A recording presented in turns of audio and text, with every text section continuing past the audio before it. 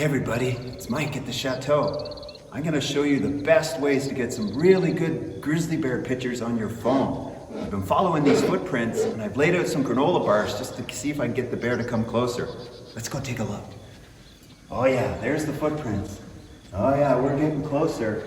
Yeah, here's the granola trail. We'll get him any sec. Wait a minute, there she is. Oh, let's get a little closer. Oh, wait, oh no! Oh, no! Well, obviously, that's not the best thing to do here. Hi everyone, again, it's Michael Vincent, one of the mountain adventure guides here at the Chateau Lake Louise. And I remember my first bear sighting, absolutely in the Canadian Rockies. It was August of 1983. I was hitchhiking from Toronto to Vancouver, never even heard of the town of Banff, and was camped illegally beside the highway hidden in the trees. And I woke up in the morning in my tent with all my food in there. Where else do you put your food? And I had one paw through the roof, one paw through the door. Rip! In was coming a black bear. The scream that leapt out of me that day. The bear was just as frightened as I was, and the bear turned and ran away from me, luckily. And now I realize that was not the bear's fault. That was my fault, as we'll see. It's not if I see bears every year, it's how many and how interesting. So today, I want to show you why Mike has very little fear of bears, but I have great respect for bears here. And there's three main reasons that I don't fear bears. Let's go through them. So reason number one, I'm not deathly afraid of bears, is that we're so lucky we're not on their menu. And although they're classified as carnivores, based on their skull, because polar bears are carnivores, grizzly bears and black bears are what we are. They're technically omnivores. And around here, even with dentition like this, they're up to 90% vegetarian. Roots, tubers, sedges, grasses, berries. They're basically big fuzzy cows with claws and fangs. Don't get me wrong, bears love meat, but they're not good at getting it. And this leads us to an important point. What do bears do in the winter? They hibernate. Why? Wolves don't, cougars don't, coyotes don't. Because for 6 months a year around here, their salad bar closes. Bye, Teddy. Teddy sleeps or dies. So even with these teeth, they're not good hunters. And even in the summertime, the meat they do get surprises most people. It's roadkill, it could be wolf kills, cougar kills, railway kills. They really are not good hunters at getting their own meat. Ground squirrels are a big one. This is why grizzly bears have really long claws. If you get close enough to them with a big camera lens, grizzlies have these long claws, and they're not for killing prey, mainly. They're for digging out roots, tubers, sedges, grasses, and for digging out ground squirrels. Ground squirrels for grizzlies are like chocolate chip cookies. They're delicious, and they spend a lot of time getting that animal out of the ground. And this is why grizzly bears have a hump, and black bears do not. Black bears don't dig for their food like that, whereas grizzlies do. And the hump is muscle. They're like Arnold Schwarzenegger grizzly. It's like big, powerful, fuzzy bulldozers. So that's what the long claws are for. Black bears have much shorter claws and for climbing trees. And if you can see the claws on a black bear and you're on foot, you are too close. So move away. The second reason I'm not deathly afraid of bears is that we no longer feed food to them either, but we used to for decades. Is that humans, especially here at the Chateau, generate a lot of garbage. And for decades here at the hotel, there was a garbage dump within 2 kilometers of this building. And bears learned where it was. It was like a salmon stream on the coast. And every day at 7 o'clock, the magic yellow truck used to show up.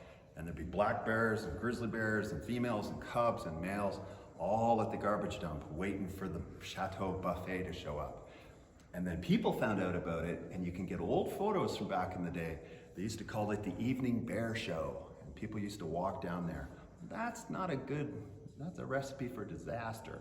People and bears in close proximity. And bears learned that people meant food. So they connected the two together. And that's not a really good thing to connect. Luckily, in 1979, we closed all the garbage dumps inside national parks. So we're not allowed to do that anymore. Every scrap of food or paper or anything we generate here leaves the park and goes outside. And then, of course, there were the garbage cans.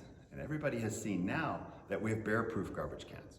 And we did that way back in 1980 as well. It's the same time as the dumps. And now bears can't get out our garbage, either through our dumps and through our garbage cans. They're bear-proof garbage cans. And now, of course, we used to feed bears by hand for decades too. You can find those old photos of people standing beside a roadway, holding up food, and bears would stand up for a picture. You can find these, just Google that. Well, that's a recipe for disaster, because people would tease the bear and the bear might swipe at them. And then, of course, if a bear hurt someone, we called that a problem bear. Who was the problem? It wasn't them, it was us. So now it's illegal to feed wildlife in a national park, inadvertently through garbage and certainly through hand feeding. And the new slogan for bears is that a fed bear is a dead bear. Because if it starts to associate human beings with food, it's gonna come looking for it like a big squirrel. And they're a little bit bigger than squirrels. So that's why we don't do it. It's up to a $25,000 fine now. And the third reason I'm not too deathly afraid of bears, great respect, is that guess who is more afraid of who when you meet a bear? Yeah, that's right. They have great respect for us too. You have to remember that human beings are not new to this place. One of the oldest archaeological sites in Canada is here in Banff National Park, and it shows that people have been here for at least 13,000 years. And every day humans look at each other like this and go, hey, what's for lunch? So we have been killing and grilling for a long time here. And First Nations people have had a long relationship with this animal. And if you look at some of the first contact photos from the prairies, certainly mountain tribes, of the Blackfoot, the Pagan, the Sarsi, you will notice a lot of those people, they're wearing grizzly robes, grizzly claw necklaces, wolf hats. Where did they get this stuff? So we've been hunting that animal for at least 13,000 years, so they have great respect for us. And then you and I arrived here in North America with a very special stick that goes bang! And that changed the relationship with this animal. Grizzly bears in Canada used to go out to Lake Winnipeg. That's how far east they used to go. And now the mountain front, the foothills, is almost as far east as they go now. So we've been reducing that animal's population for a little while. And then there's, in some places in Canada, recreational hunting of bears. So they have great respect for us still. And then inside national parks, we managed it very differently in the past with the garbage thing. So bears were constantly getting in trouble. And a fed bear is a dead bear. So park wardens, although they didn't want to do it, they had to deal with these animals. So even park wardens have been killing bears for decades here, and dealing with the garbage problem has completely helped that. But then in the 90s, when we fixed all those problems, some of these bears started to think, well, maybe they're not as dangerous as we thought they were. So they pushed a little bit, like teenage bears would push us a little bit. And park wardens need to react to this. They need to tell them that we're dangerous. So now if they're close to the hotel sometimes, they will shoot them in the butt with rubber bullets. They will toss firecrackers at them to scare them away. There's been a Karelian bear dog has been used to bark, bark, bark, bark, bark them out of here, just to show them that no, we are dangerous. So we're teaching bears to respect human beings and to stay that way, because the more they fear us, the longer, healthier lives they're gonna live. Now that we know why bears tend to avoid us, given the chance, let's learn how we can avoid them, which is getting tricky for them to do to avoid us, because there's about 4 million people a year in Banff National Park. Canada's busiest national park is this one. But there's only about 80 grizzly bears-ish in the whole park, maybe 40 black bears. That's 120 bears in 6,500 square kilometers of landscape. So it is getting hard for them to avoid us. But there are some ways to do this. Is that when you go hiking, the first thing to do is check the trail reports. Is there a warning for bears on a trail? Is there a closure for bears on a trail? Bear sightings that you heard from other people? If there is, perhaps you pick another trail that day. When you're outside, just like when you're in a city, you have to pay attention to your surroundings. You don't cross on a red light. Well, here you've got to open up your senses as well. If you're walking along a trail, keep your eyes open for evidence of bears. Is it bear foods? Is it footprints along the trail? And a really good one is there bear poop? And once you're aware of your landscape, you may find interesting things. Although poopology seems disgusting, it's very interesting, because you can tell a lot from what an animal eats when you tell the poop. And of course, the big joke with bear poop is like, well, how do you tell grizzly poop from black bear? Grizzly. No, that's not how we do this. The big joke is grizzly poop smells like the pepper spray and it's got bells in it. Yuck, yuck, yuck, yuck, yuck. And of course, the best way to avoid bears is to let them know you're here. Is that if you're near water, dense trees, blind corners, you don't want to surprise this animal. They don't like being surprised, as a lot of us don't. And when I started work for Parks Canada 20 years ago, we used to recommend people do this. You know, if you're going hiking, wear a bell. Well, we don't do that anymore. And if anybody shows up for a hike with me, I make them take it off. And then I tell them the story of why. It was a great idea. It was a passive way for human beings to let an animal know you're coming. But you can even hear it in here, is that the sound a bell makes doesn't travel very far. Again, blind corners, dense forest, near water, windy conditions, that sound doesn't go far enough. Because unlike a human whose personal space is relatively close to them, almost arm's length away, some bears feel that kind of tension, you're too close to me, from 50, 60, 100 meters away if they have cubs. They're like, hey, hey, hey, too close. So the bear bell's too small. You'd need a church bell, cowbell, like something big to penetrate into the forest like that. So A, they're too small. And the other reason we don't recommend anymore is that people were wearing them wrong, is that they took the bell and they put it on their backpack. Notice the sound difference. See this?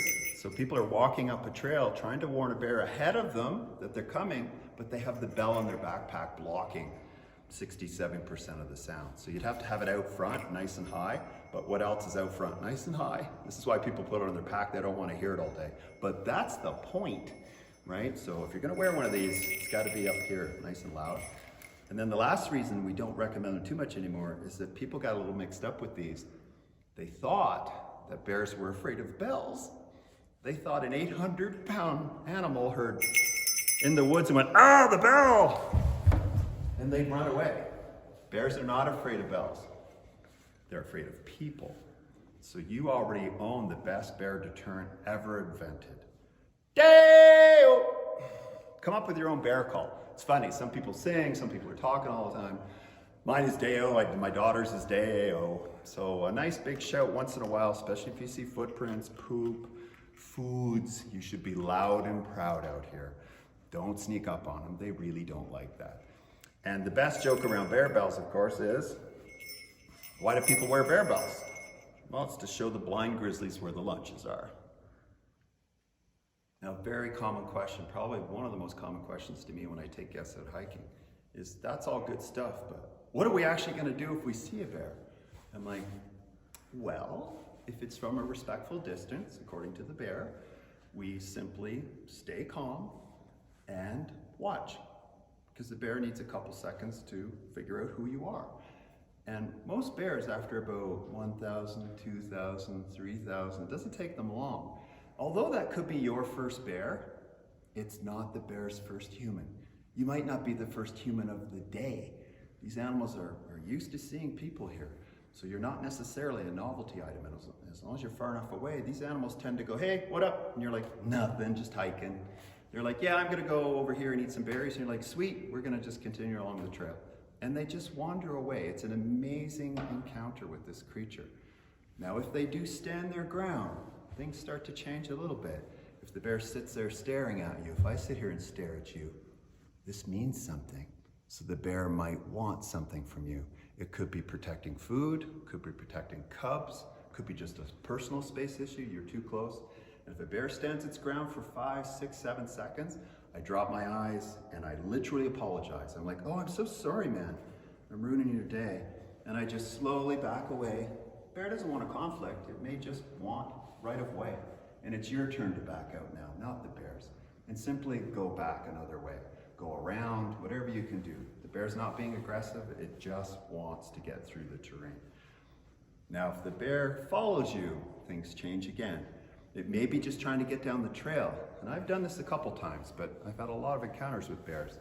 I've literally gone off the trail 50, 60, 80 meters and had a bear walk right by because that's all it wanted. It just wanted right away. And that's a pretty exciting day when that happens. And then if the bear does get closer, this is where your bear spray comes in. If that bear is getting closer, you pull it out, pop the safety, not aggressively, and just say, hey, hey, hey, enough. That's enough, close enough, right? And most bears, when they realize you're gonna stand your ground, that's the end of it. They're like, yeah, never mind. But if there's cubs involved, food involved, personal space issues, that bear may keep coming, or it may take a bluff charge at you, run at you, trying to get you to back off. If that bear gets closer than 4 meters to me, it only lasts 10 seconds, the can. Little short shots, back up as you do it. And this is mace. It's about 10 times what humans use in each other. If it gets in your sinuses and your eyes, it will shut you down. So you have to make sure the wind's in your back, not in your face. Because if you spray it and the heavy wind's in your face, you're now maybe a screaming taco flavor snack. You need to be careful with this stuff. It's not a get out of jail free card, this stuff. So be very careful with it. But this could definitely save you from a close encounter with bears, and it possibly will save them as well. This is like wearing your helmet skiing or your seatbelt in your car. You do it all the time, but you hope you never use it. So hopefully that's made you a little bit more comfortable here, especially if you're new to the Canadian Rockies and certainly new to large animals like grizzly bears. And I own pictures, and I bet you a lot of you do too. I own pictures of a female grizzly with 2 cubs on the lawn of this hotel. If you live here, you're pretty much guaranteed to see bears here. It's an amazing thing. And as soon as you know how they're thinking and how to behave in their habitat, your safety and their safety goes through the roof. And if you'd like to learn more about bears, come and see me in the guide's cabin. If you have any close encounters of the furry kind, please come and tell me. I love to hear all bear stories. And I hope to see you out on the trails.